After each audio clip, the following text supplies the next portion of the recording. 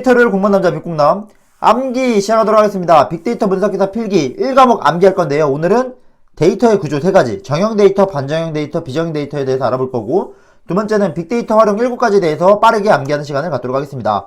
여러분들 출퇴근길에 빅공남과 함께 같이 공부해요. 댓글로 참여 부탁드리겠습니다. 오늘 출석했습니다 또는 공부한 내용들 여러분들 댓글로 부탁드리겠습니다. 그래서 1과목 암기하는 거 잠깐 목차 보여드렸고요.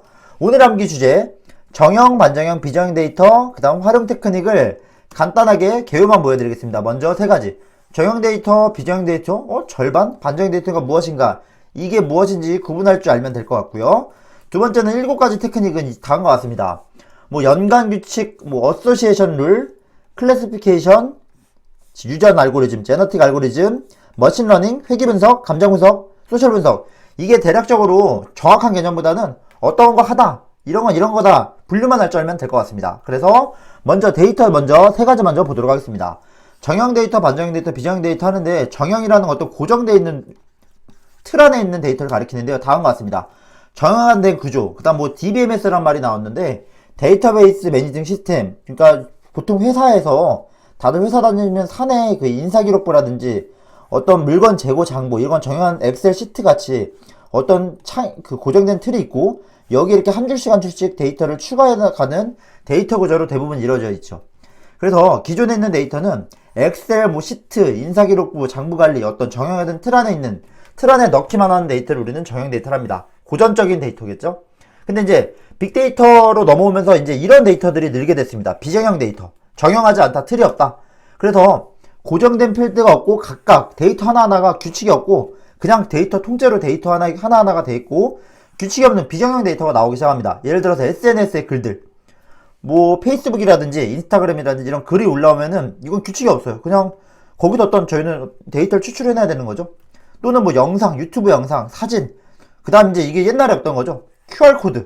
QR코드도 막 규칙 없이 막 사진이 등장했는데, 이거를 어떤 기존에 있는 정형한 시스템에다가 이걸 저장을 할 수가 없을 거예요. 그래서 이런 걸 우리는 비정형 데이터라고 합니다. 그럼 여러분들 이런 궁금한 상황이 되실 거예요. 정형, 비정형. 그럼 절반은 이건 반반이겠는데 뭐가 절반이지? 그죠? 근데 반정형이라는 건 어떤 그 텍스트로 돼서 메타 정보를 있는 그 데이터라고 하는데, 이건 조금 이따 살펴볼 거고요. 웹언어 같은 게 우리는 어떤 반정형 데이터에 해당합니다. 즉, 웹언어는 어떤 텍스트로 이루어져 있는데 그거를 실행을 하면 인터넷 화면이 나옵니다. 그래서 이거 자체는 의미가 없는데 실행을 하면 인터넷 창이 나오는, 제가 여러분들 이게 이해 안 가실 것 같아서 그림을 하나 준비했습니다. 반정형 데이터는 웹사이트의 HTML 언어인데 절반의 성격을 가지고 있다고 하는데 무슨 의미일까? 그림을 한번 보시죠. HTML 언어는 네이버, 이거 예를 들었습니다. 어떤 웹사이트가 있으면은 이런 복잡한 코딩 언어들로 이루어져 있고, 이 언어들을 실행을 하면 사이트가 나오는 겁니다. 그럼 실제로 여러분들은 여기가 없어요. 여러분들 인터넷 따라가면 여기 안 나오고 숨겨져 있고, 여러분들은 이런 화면을 보게 돼 있죠. 인터넷 사이트를 가시면. 그런데 이 언어는 텍스트로 이루어져 있습니다. 다음과 같이 태그 형식이라 그러는데, 이거 나중에 언어를 한번 공부해주시면 알 거예요. 대략적으로 막 텍스트로 막 메모장에 써있는 걸 실행하면 이런 인터넷 화면이 나옵니다. 이런 식으로 이거 자체만 보면은 텍스트 파일이지만, 그죠?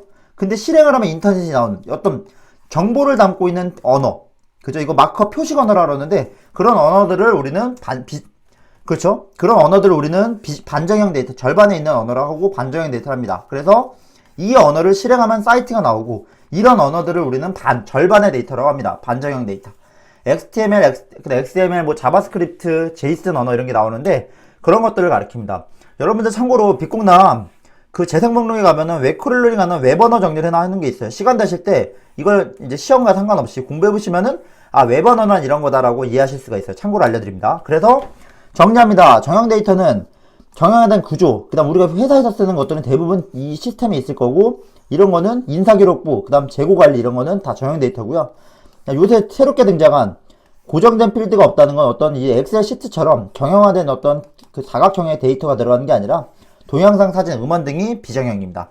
반정형은 메타 정보를 가지고 있다는 게, 이런 언어들은 텍스트지만 실행을 하면 인터넷이 나오죠. 그러니까 요거를 저장하고 있으면 인터넷 사이트에 있는 거랑 똑같은 효과인데, 이런 것들을 우리는 반정형 데이터라고 합니다. 아시겠죠? 그래서 이제 데이터 종류 3가지는 정리가 되셨죠? 정형이보다 고정화된 기술, 회사에서 쓰는 시스템들이라 생각하시면 되시고, 비정형은 SNS에 나와 있는 각종 많은 데이터들, 반정형보다 메타 정보를 가지고 있는 데이터인데, 대략 메타 정보라는 거는 언어를 실행시키면 인터넷 사이트가 나온다 정도로 감을 잡고 가시면 될 것 같습니다.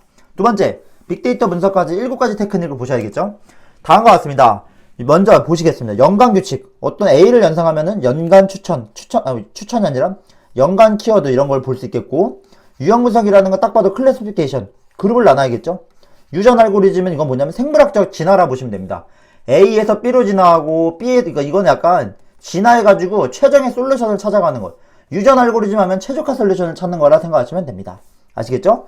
머신러닝은 이제 추천 알고리즘처럼 하는 거고, 회귀 분석, 이거는 나중에 직선형 관계를 떠올리면 이렇게 막 점을 찍어서 A가 B에, 그러니까 종속 변수, 독립 변수라고 나오는데 어떤 영향을 줄지, 이거 뒤에서 다시 설명을 드릴게요. 감정 분석, 이건 뭐냐면 소비자 게시판, 고객 불만 뭐 이런 거 볼 때 분석하는 거고, 소셜 네트워크는 SNS, 1촌, 2촌 뭐 그런 거겠죠? 아시겠죠? 그래서 여러분들 이제 제가 예를 한번 들어보겠습니다. 연관 규칙 학습 보시겠습니다. A 제품을 조회하면은 B를 구해야 할까? 그러니까 A랑 B랑 연관관계가 있을까? 이거 조회하면 이거 볼까? 어떤 연관된 또는 이거 하면 이거 할까? 연관 규칙 찾는 게 어소시에이션 룰이고요. 유형 분석하는 건 이런 겁니다. A를 샀을 때 이 사람이 그룹을 나눠놓고 어디에 속하는가, 이게 유형 분석입니다. 아시겠죠? 유전 알고리즘 이런 겁니다. 광고를 몇 시 하면 가장 물건을 많이 판매할 수 있을까? 근데 이게 왜 그러냐면 최적이란 말이 나오죠.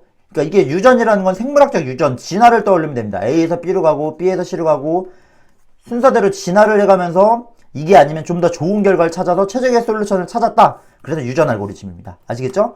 머신러닝 하면 딱 유튜브 알고리즘, 추천 영상. 여러분들 유튜브 보시고 계시죠? 그죠? 그러니까 학습을 통해서 자동적으로 기계가 알고리즘 추천을 해주도록 하는 걸 머신러닝을 합니다. 회귀 분석은 뭐냐면 독립변수, 종속변수란 말이 나옵니다. A가 B에 영향을 줄까? 이거죠? 물론 이게 보통은 막 점이 찍혀 있으면은 정비례 관계면 직선 관계니까 이게 올라가면 상승한다 뭐 이런 걸 알아낼 때 회귀 분석을 쓰는 거고요.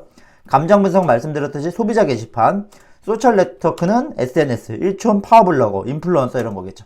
그래서 마지막으로 한번 정리합니다. 연관 규칙을 언제 쓰냐면 변수 간의 상관관계, A랑 B랑 연관이 있다라는 걸 할 때 연관 규칙 룰, 유형 분석이라는 거는 그룹을 나눠놓고 어떤 유형 찾을 때 유형 분석, 유전 알고리즘은 최적화 솔루션 찾을 때, 진화를 해가면서 마지막으로는 최적화 솔루션 찾을 때 유전 알고리즘, 머신러닝은 학습을 해서 예측한다, 추천 알고리즘, 추천 영상, 회귀 분석은 독립 종속 변수가 있다는 게 그러니까 A가 바뀌면 B가 어떻게 변할까, 종속된 결과를 볼 때 회귀 분석, 감정 분석은 어떤 글이나 소비자 게시판에서 사람들의 감정을 추출해낼 때 쓰는 거고, 소셜 네트워크 분석은 오피니언 리더, 그러니까 영향력 있는 사람들, 그 글 쓰는 거에 정치적이라든지 어떤 여러 가지 사회 이슈에 영향력 있는 사람들의 글에서 뭐 트럼프 대통령이 말하는 것들 등등에서 어떤 소셜 네트워크 등에서 분석을 해내는 거 우리는 이 소셜 네트워크 분석이라고 합니다. 아시겠죠? 다음과 같이 정리를 해봤습니다. 오늘 2가지 정리했죠? 뭘 정리했냐면 정형 데이터, 반정형 데이터, 비정형 데이터를 정리를 했고, 얘는 정형에 대한 틀, 회사 시스템 생각하면 되고, 이건 SNS, 새롭게 등장한 데이터, 얘는 웹 언어 같이 어떤 정보를 품고 사이트를 만들어내는 이런 언어를 보시면 되십니다. 아시겠죠? 그래서 여러분들 딱 떠올리면 됩니다. 연관 규칙 하면은 뭐예요? 어소시에이션. 연관된 상관관계. 유형은 어떤 그룹을 나눠놓고 어느 유형인가. 유전은 최적 솔루션 찾는 거. 이건 추천 영상. 이건 어떤 A가 B에 어떤 영향을 주는가. 이거는 감정 찾아내는 거. 소비자 게시판. 이거는 SNS, 인스타그램, 페북 그런 글들을 보면 된다. 이게 끝입니다. 아시겠죠? 여러분들 다음과 같이 마지막으로 한번 화면 쭉 보시면서 복습 한번 해보시고요. 이걸 한번 쭉 알보시면 얘를 알고 있으면은 감이 잡히실 겁니다. 아시겠죠? 그래서 여러분들 댓글로 참여 부탁드리겠습니다. 마지막으로 비꿈남 채널 오셔서 영상 보시면서 출근길에 출석했습니다. 댓글 달아주시고 그날 공부한 내용 댓글 달아주시면 겁니다. 그럼 다음 영상에서 만나도록 하겠습니다. 감사합니다.